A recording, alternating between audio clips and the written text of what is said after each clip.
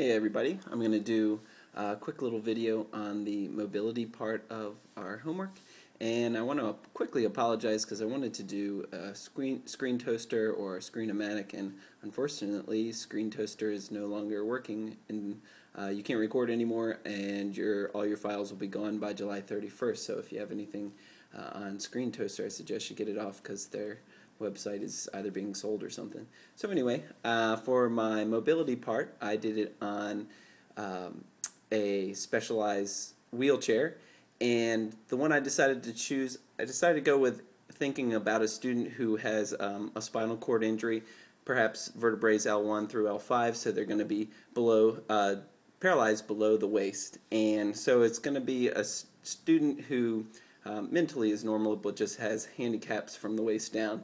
And of course, being a PE teacher, I wanted to think about incorporating them into regular PE class and what might be the best way to facilitate for that child. So what I decided to do is I went to, I'm going to go ahead and show you the screen. I went to sunrisemedical.com and I found this particular chair, which is called the Quickie T-Match Point. It's a pretty neat chair. It's actually built for tennis players and like Paralympic tennis players and stuff like that. And what's really neat about this particular chair is it has a center of gravity adjustment so that you can adjust where the center of gravity should lie between the two wheels. It also has an anti-tip fifth wheel that can be placed behind it, which I could really see being beneficial, especially for a young child getting used to using a chair such as this. They could easily fly backwards and tip over. It's made of titanium and it only weighs 20 pounds. And that would be really beneficial, especially for any paras or anyone that's going to be there to help them if the chair is only 20 pounds.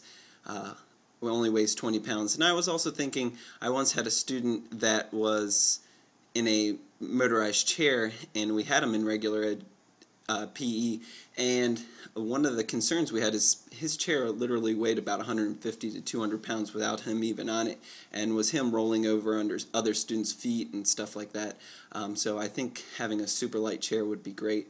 But what would be neat with this chair is it is built to do cutting, anything associated with tennis, so it would really be able to provide a student in a normal PE class pretty much all the advantages of any other student. No more bulky chair that's going to clink around or anything. This is really meant to move all around and allow the student many benefits. As I was reading the chapter, one of the parts that I felt was really interesting is that the book said that no mobility system should be considered as the primary seating system until all the other options have been explored.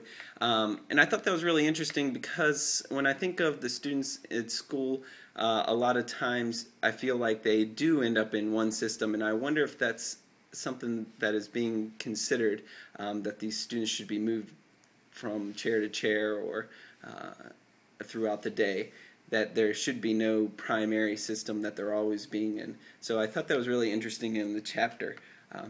But anyway, again, I went to Sunrise Medical. I did the Quickie TI Match Point.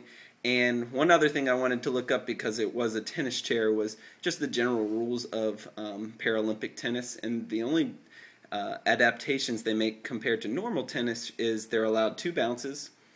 They're allowed to move their chair towards the service line when they're making when they're serving, and that is actually it. And other than that, they just continue to play tennis as it always is. So anyway, I hope you guys are having a good time in Virginia, and sorry I couldn't make it, and I guess I'll see you next time we're in class. Bye.